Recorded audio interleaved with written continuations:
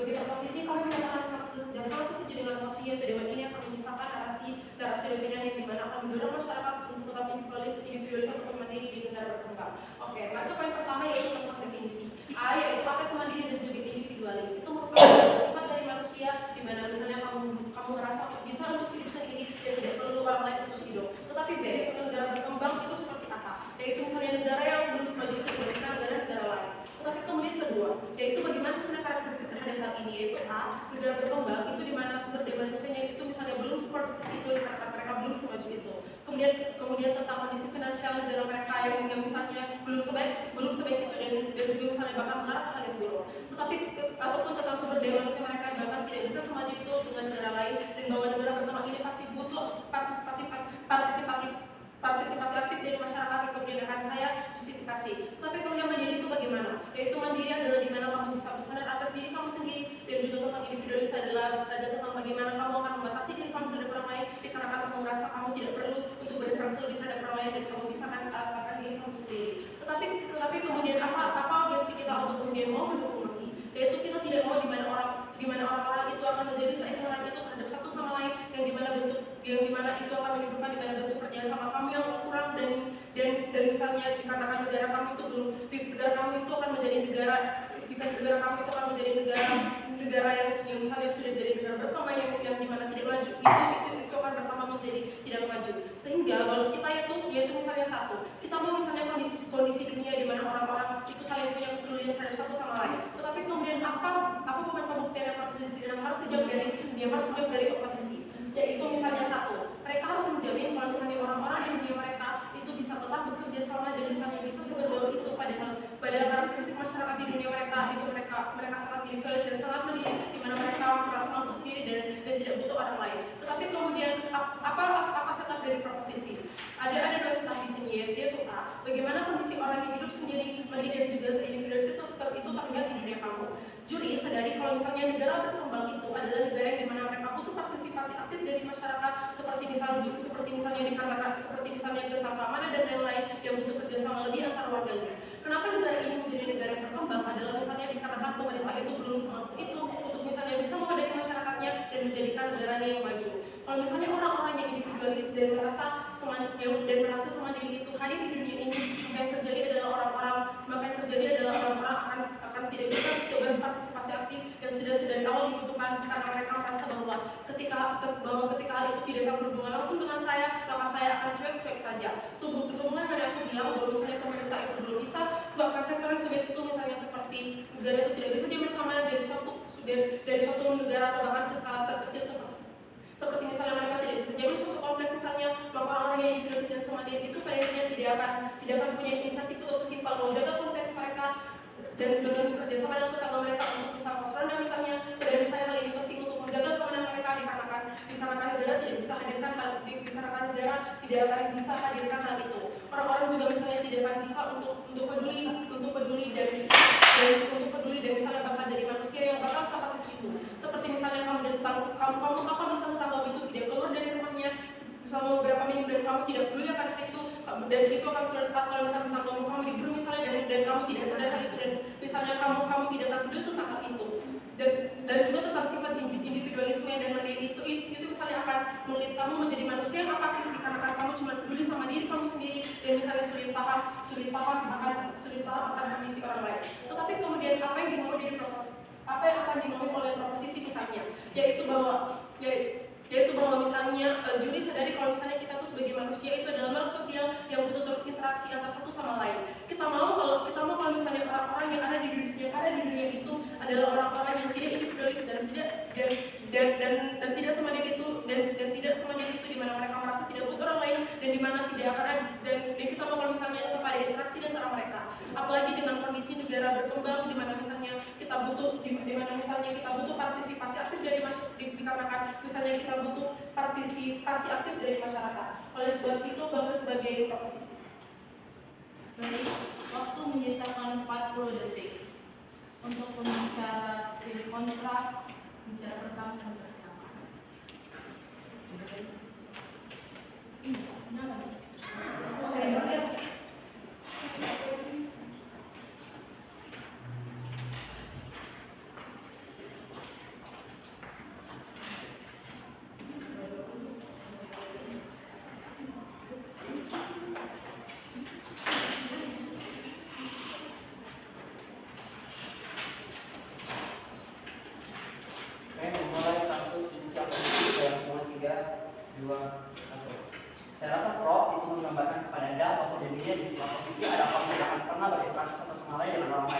salah dan tidak paham, maka dari itu saya akan framing dulu, maksudnya sebelum masuk poin serangkaian. 3 framing di sini. 1. Gimana bentuk narasi dominan yang mendorong masyarakat untuk hidup mandiri dan individualis. Narasi dominan itu muncul dan berusaha merekonstruksi pemikiran baik dalam bentuk masuk ke pendidikan ataupun bentuk pemikiran budaya yang muncul dan mencoba untuk menekan kamu sebagai seorang individu untuk harus melakukannya. Bagaimana manifestasi dari narasi ini? Hidup mandiri dan individualis itu bukan berarti kamu ditekan untuk semua hal aktivitas sosial kamu harus hidup mandiri, tapi ini mendorong kamu untuk bisa hidup tanpa bergantung kepada orang lain.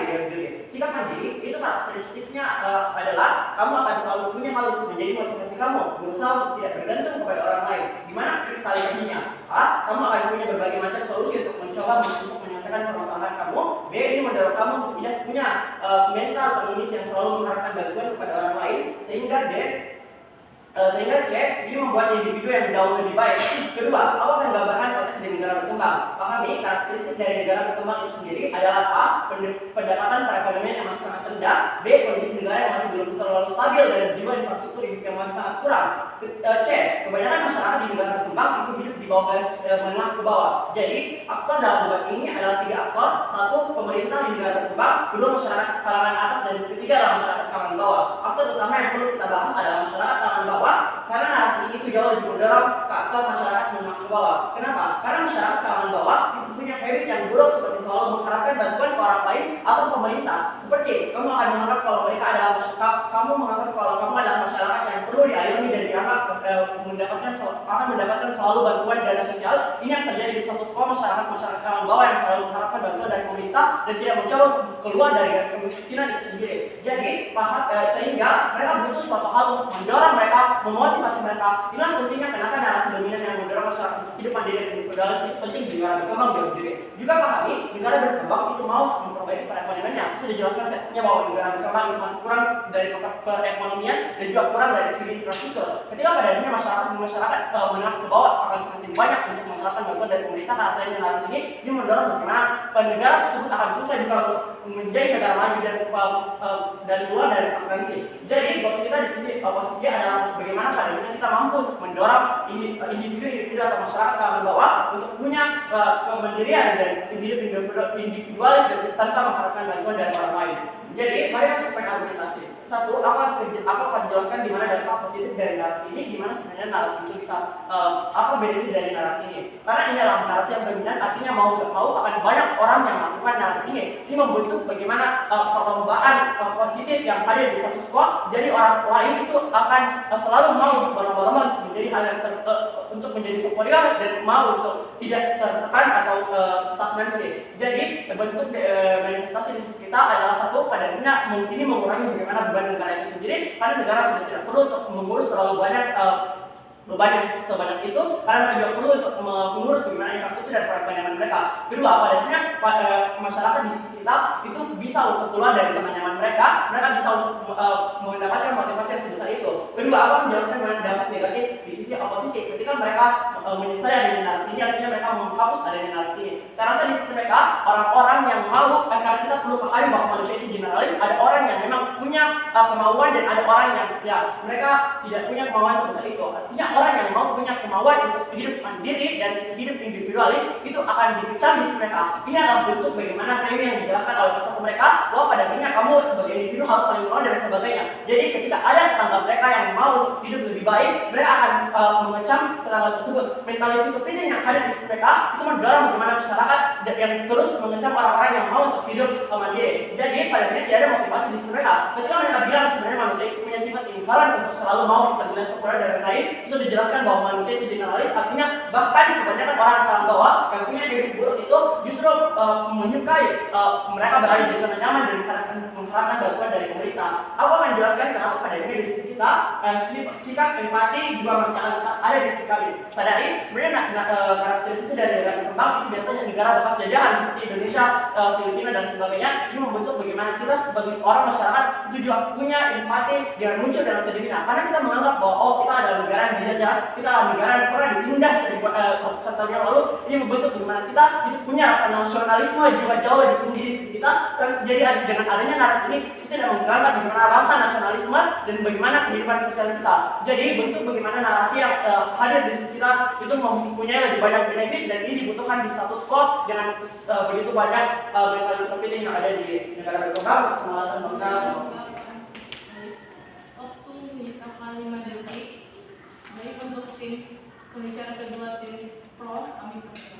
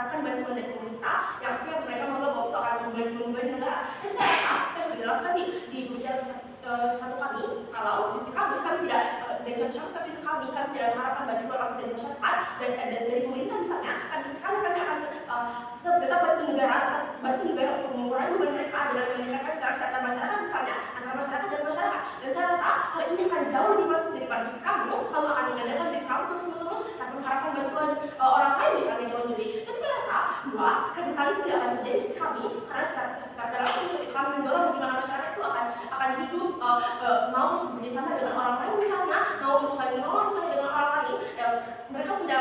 Mereka akan tumbuh rasa empati misalnya seperti bicara satu mereka akui dari tadi. Dan saya rasa argumen mereka tentang orang lain akan menjadi tidak pencapaian orang lain misalnya justru terjadi di mereka karena mereka begitu individualis dalam juri. Tapi oke, masuk ke poin argumentasi dari proposisi. Mengapa harus disalahkan? Argumen prinsipal manusia adalah makhluk sosial dan kehidupan sehari-hari mereka butuh berbantu orang lain misalnya. Simpel kamu makan, kamu butuh guru, kamu butuh pedagang lokal misalnya untuk mendapatkan makanan kamu lebih cepat, ataupun ketika kamu belajar kamu butuh bantuan guru misalnya untuk mengajarkan kamu lebih baik dibanding kamu belajar sendiri. Tapi oke, apa pembuktian di sisi kami akan membuktikan kalau tetap ada orang yang bisa mandiri misalnya di sisi kami, sementara pembuktian di sisi kontra mereka harus buktikan bagaimana sisi mereka orang-orang tetap bisa berkolaborasi sementara mereka mendorong masyarakatnya untuk menjadi individualis. Tapi saya rasa bagaimana mereka melatar belakangi kalau negara berkembang adalah negara bekas penjajah misalnya sehingga itu bisa menemukan rasa nasionalisme mereka misalnya. Saya rasa ini tidak akan sebagai sisi kami karena mereka justru tetap mereka akan individualis karena mereka membantu orang lain dengan dasar kalau mereka tidak hanya membantu atas dasar asas nasionalisme mereka misalnya. Sedangkan di sisi kami murni bisa mencakup dua hal misalnya seperti individualis maupun nasionalisme karena murni ada rasa empati misalnya kalau saya banyak harus bantu orang lain. Tapi oke, saya rasa pembicaraan satu dari tim kami sudah biasa kepada Anda bagaimana di oposisi negara berkembang akan stagnan misalnya ketika mereka tetap individualis. Sederhana sih kamu mendorong masyarakat untuk menanggung diri mereka masing-masing untuk bersikap individualis. Sementara ini bertolak belakang dengan bagaimana sifat manusia adalah makhluk sosial. Tapi dengan harapan ini akan membantu negara. Tapi oke, jadi ini buruk atas beberapa alasan. Satu, sifat dasar sosial manusia yang saya sudah jelaskan dari awal tadi. Tapi oke, dua, kalau mereka bisa untuk bersikap individualis, saya rasa perkembangan mereka untuk menjadi negara maju tidak akan semasif di kami, karena kami akan melibatkan kelompok-kelompok besar misalnya bisa mengantar masyarakat dengan masyarakat misalnya untuk maju untuk meningkatkan taraf hidup mereka, sehingga saya rasa perkembangan untuk membantu negara akan lebih masif di kami dibanding mereka sendiri. Sehingga semua mereka pun kenapa hal ini akan terjadi? Dua alasan. Ketika kamu individualis, mungkin ya kamu akan menganggap kalau kamu akan bantu negara dengan segala sifat individualis kamu akan tidak membagi orang lain misalnya. Tapi saya rasa mereka salah kaprah kalau ketika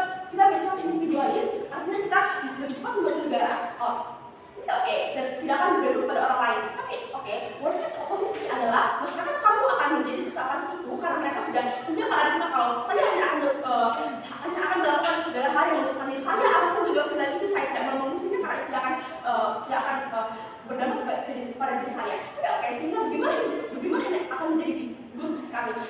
Meskipun adalah bagaimana kami akan menyebabkan orang-orang yang bergantungan satu sama lain ini tidak akan terjadi. Ada dua alasan. Satu, manusia punya kekuasaan sendiri ketika mereka membantu orang lain. Ketika kamu sudah simpel, ketika kamu sudah memberi bantuan kepada orang miskin, misalnya, saya rasa kamu tidak akan berguna pada hal itu karena kamu punya sebuah